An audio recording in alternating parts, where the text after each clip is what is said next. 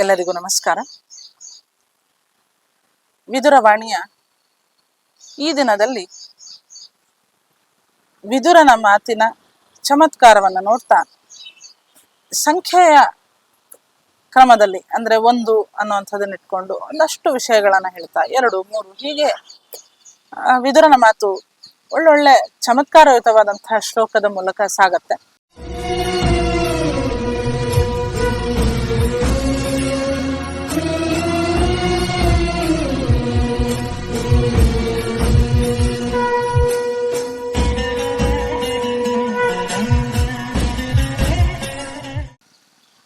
ಹಿಂದೆ ನಾವು ಏಕಯಾದ್ವಯ ವಿನಿಶ್ಚಿತ್ಯ ಅನ್ನುವಂಥ ಒಂದು ವಿಚಿತ್ರವಾದ ಶ್ಲೋಕವನ್ನ ನೋಡಿದ್ವಿ. ಇವತ್ತು ಹೀಗೆ ಹೇಳ್ತಾ ಒಂದು ಅನ್ನೋ ಸಂಖ್ಯೆಯನ್ನ ಇಟ್ಕೊಂಡು ಒಂದಷ್ಟು ವಿಷಯಗಳನ್ನ ಹೇಳ್ತಾ ಹೋಗ್ತಾರೆ. ರಾಜನಾದವನು ಯಾವತ್ತಿಗೂ ಕೂಡ ಒಬ್ಬ ನಿರಪರಾಧಿಗೂ ಶಿಕ್ಷೆಯನ್ನ ವಿಧಿಸಬಾರದು, ಒಬ್ಬ ಅಪರಾಧಿಯೂ ಕೂಡ ಅವನಲ್ಲಿ ತಪ್ಪಿಸ್ಕೊಳ್ಬಾರ್ದು. ಹೀಗೆ ಜಾಗ್ರತೆಯಿಂದ ಇರಬೇಕು ಅಂತ. ನಮ್ಮ ಮನೆ ಅನ್ನೋ ವಿಷಯದಲ್ಲಿ ಚಿಕ್ಕದಾಗಿ ನಾವು ಯೋಚನೆ ಮಾಡಿದ್ರು ಕೂಡ ಮನೆಯಲ್ಲಿ ತಪ್ಪು ಮಾಡಿದಾಗ ಶಿಕ್ಷೆ ಕೊಡದೇ ಇರಬಾರ್ದು, ತಪ್ಪು ಮಾಡದೇ ಇದ್ದಾಗ ಅಪ್ಪಿ ತಪ್ಪಿ ಕೂಡ ಶಿಕ್ಷೆ ಕೊಡಬಾರ್ದು. ಹೀಗೆ ನಾವು ಜಾಗೃತರಾಗಿದ್ರೆ ನಾವು ಆ ಮನೆಯನ್ನ ತುಂಬಾ ಸಮರ್ಥವಾಗಿ ನಿಭಾಯಿಸಿದ್ವಿ. ಹಾಗೆ ರಾಜನಾದವನು ಕೂಡ ಒಬ್ಬ ಅಪರಾಧಿಗೂ ಕೂಡ ತಪ್ಪಿಸ್ಕೊಳ್ಳೋದಕ್ಕೆ ಅವಕಾಶ ಇರಬಾರ್ದು, ಒಬ್ಬ ನಿರಪರಾಧಿಗೂ ಕೂಡ ಅಪ್ಪಿ ತಪ್ಪಿಯೂ ಶಿಕ್ಷೆ ಆಗ್ಬಾರ್ದು. ಈ ಜಾಗ್ರತೆಯನ್ನು ಅವನು ವಹಿಸಿದ್ರೆ ಅವನ ದೇಶ ಅಷ್ಟೇ ಸಮೃದ್ಧವಾಗಿ ಮತ್ತಷ್ಟು ಜನರಿಗೆ ಭರವಸೆಯನ್ನು ಉಂಟು ಮಾಡುವಂತ ರಾಜನಾಗಿ ಅವನು ಕೂಡ ಚೆನ್ನಾಗಿರ್ತಾನೆ. ರಾಜ್ಯದಲ್ಲಿ ಅಪರಾಧಿಗೆ ತಪ್ಪಿಸ್ಕೊಳ್ಳೋದಕ್ಕೆ ಅವಕಾಶ ಸಿಕ್ಕರೆ ಆಗ ಅಪರಾಧ ಮಾಡ್ಲಿಕ್ಕೆ ಬೇಕಾದಷ್ಟು ಬಾಗಿಲುಗಳು ತೆಕ್ಕೊಂಡ್ಬಿಡುತ್ತೆ.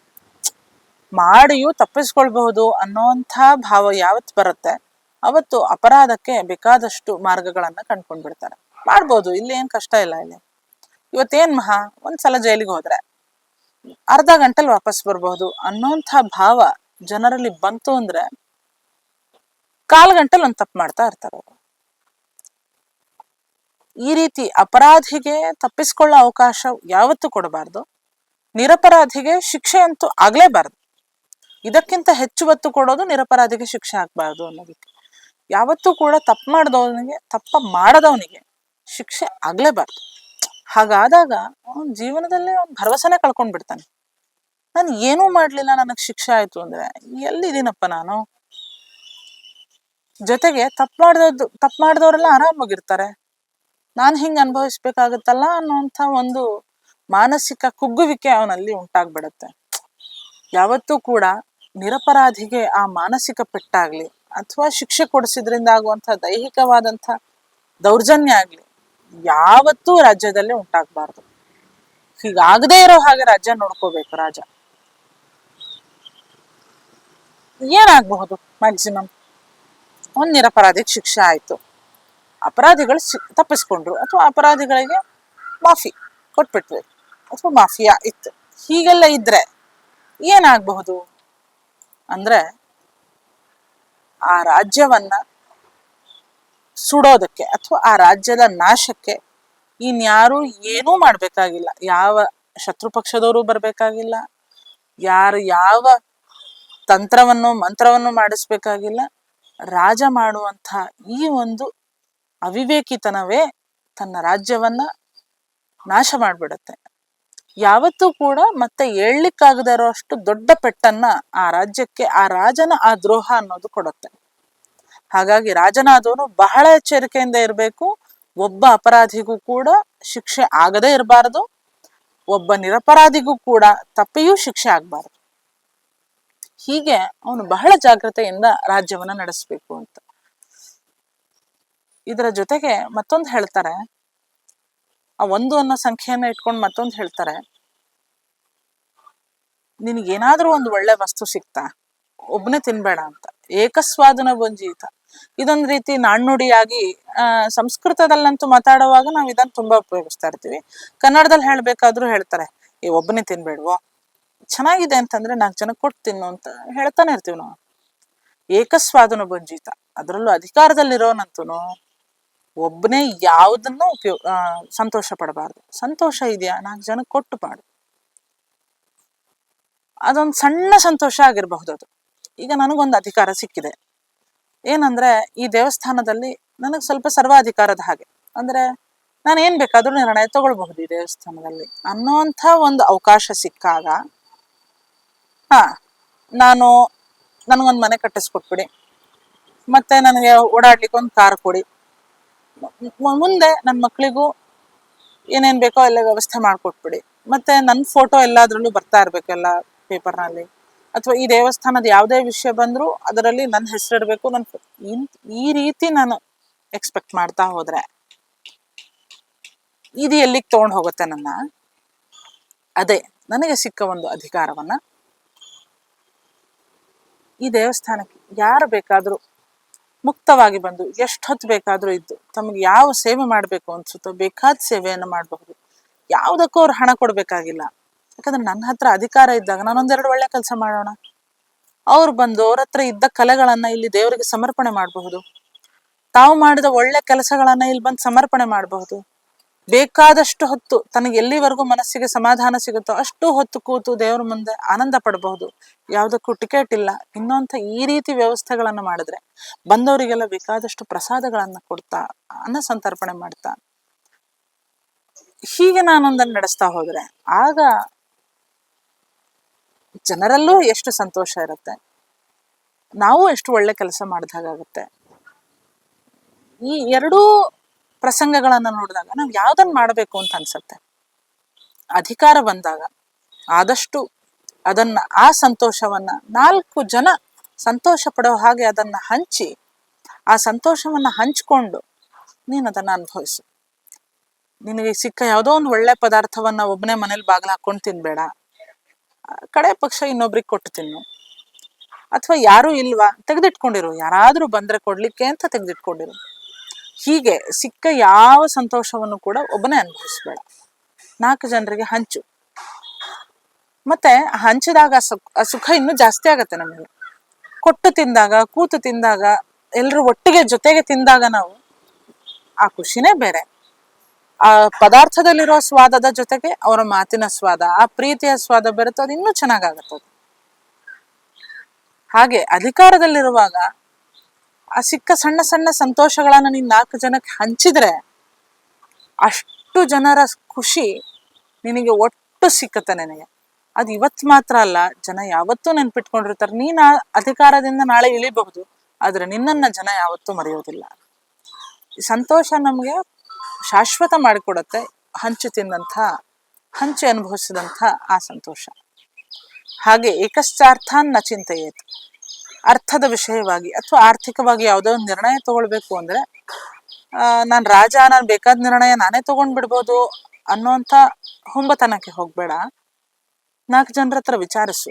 ಅವರಲ್ಲಿ ಅನುಭವ ಅನ್ನೋಂಥ ದೊಡ್ಡ ಸಂಪತ್ತಿರಬಹುದು, ಪೆಟ್ಟು ತಿಂದು ಪಡೆದಂಥ ಪಾಠದ ಸಂಪತ್ತಿರಬಹುದು ಅವ್ರ ಹತ್ರ. ಹಾಗಾಗಿ ಅದನ್ನೆಲ್ಲ ನಮಗ್ ಕೊಡ್ತಾ ಹೋಗ್ತಾ ಇರ್ತಾರೆ. ನಾವು ಬರೀ ಅಧಿಕಾರ ಅನ್ನೋಂಥದ್ದನ್ನ ಒಂದು ಇಟ್ಕೊಂಡ್ಬಿಟ್ಟಿದೀವಿ ಅಂತ ಹೇಳಿ ನಾವೇ ಎಲ್ಲ ನಿರ್ಧಾರ ತಗೊಂಡ್ಬಿಡುವಂತಹ, ಒಬ್ಬನೇ ನಿರ್ಧಾರ ತಗೊಳ್ಳುವಂತಹ ಗೋಜಿಗೆ ಹೋಗ್ಬೇಡ ಅನ್ನೋದನ್ನ ಹೇಳ್ತಾರೆ.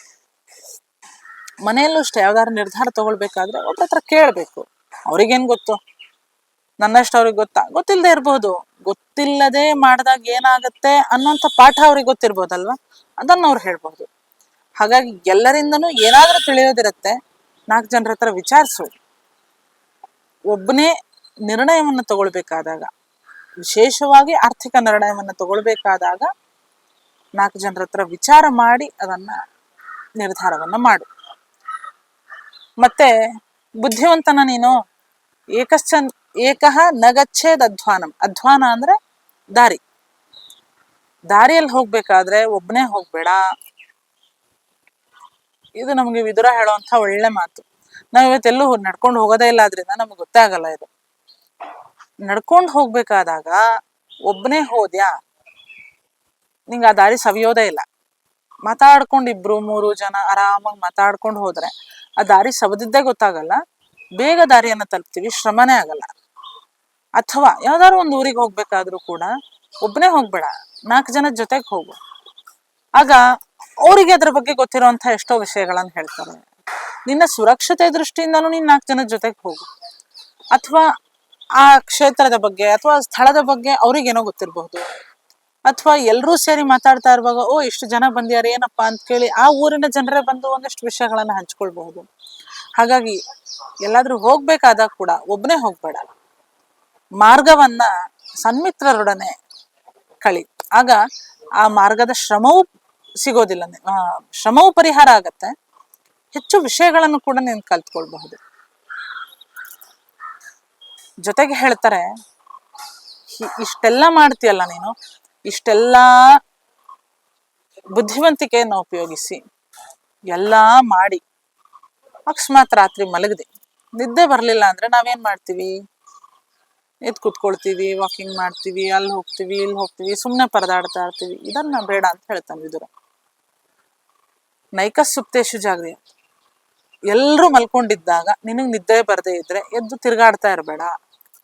ಅಥವಾ ಎಲ್ಲೋ ಹೋದೆ ರಸ್ತೆಲಿ ಸುಮ್ಮನೆ ಉದ್ದಕ್ಕೆ ನಡ್ಕೊಂಡು ಹೋಗ್ತಾ ಇದ್ದೆ, ನಿದ್ದೆ ಬರಲಿಲ್ಲ, ಸುಮ್ಮನೆ ವಾಕಿಂಗ್ ಹೋಗಿದ್ದೆ, ಈ ಕೆಲಸ ಮಾಡ್ಲಿಕ್ಕೆ ಹೋಗ್ಬೇಡ ಅಂತ ಹೇಳ್ತಾನೆ. ಯಾಕಂದ್ರೆ ಏನೋ ಒಂದ್ ಸಂದರ್ಭ ಬಂತು ಅಂದ್ರೆ ಆ ಸಂದರ್ಭದಲ್ಲಿ ಎಲ್ರೂ ಮಲ್ಕೊಂಡಿದ್ದಾಗ ನಿನಗೊಂದು ರಕ್ಷಣೆಗೂ ಯಾರು ಬರೋದಿಲ್ಲ.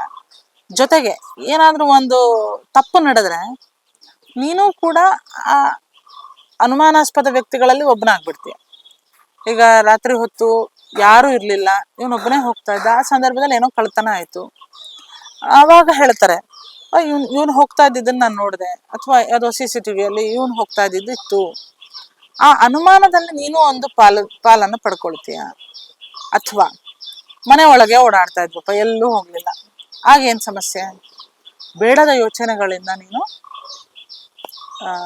ಬೇಟೆಗೊಳಗಾಗ್ತೀಯ. ಬೇಡದ ಯೋಚನೆಗಳು, ಎಲ್ರೂ ಮಲಗಿದ್ದಾಗ ಒಬ್ಬನೇ ಎದ್ದಿದ್ರೆ ಏನೇನೋ 106 ಚಿಂತೆಗಳು, ಹಳೆಯ ಆಲೋಚನೆಗಳು, ಕೆಲ್ಸಕ್ಕೆ ಬಾರದಂಥ ಕಲ್ಪನೆಗಳು, ಇದನ್ನೆಲ್ಲ ಮಾಡ್ಕೊಳ್ತಾ ಮನಸ್ಸನ್ನ ಹಾಳು ಮಾಡ್ಕೊಳ್ತೀವಿ.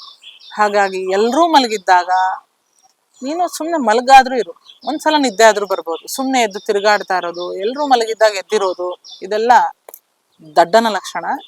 ಹಾಗಾಗಿ ರಾಜನಾದವನಾಗ್ಲಿ ಅಥವಾ ಯಾವುದೋ ಒಂದು ಒಳ್ಳೆ ಸ್ಥಾನದಲ್ಲಿರುವಂತಹ ಸಜ್ಜನನಾಗ್ಲಿ ಈ ರೀತಿ ಕೆಲಸಗಳಿಗೆ ಕೈ ಹಾಕಬಾರದು ಅನ್ನೋದನ್ನ ವಿದುರ ಉತ್ತಮವಾಗಿ ನಿರೂಪಿಸಿದ್ದಾರೆ. ನಮಸ್ಕಾರ. ಟಿವಿ ವಿಕ್ರಮ, ದೇಶ ನಿಮ್ಮ ಕೈಯಲ್ಲಿ. ಈ ಕಾರ್ಯಕ್ರಮ ನಿಮಗೆ ಇಷ್ಟ ಆಗಿದ್ದಲ್ಲಿ ಲೈಕ್, ಶೇರ್ ಹಾಗೂ ಕಮೆಂಟ್ ಮಾಡಿ. ಟಿವಿ ವಿಕ್ರಮದ ಕಾರ್ಯಕ್ರಮಗಳನ್ನು ನಿರಂತರವಾಗಿ ವೀಕ್ಷಿಸಲು ಸಬ್ಸ್ಕ್ರೈಬ್ ಮಾಡಿ, ಬೆಲ್ ಐಕನ್ ಒತ್ತಿ.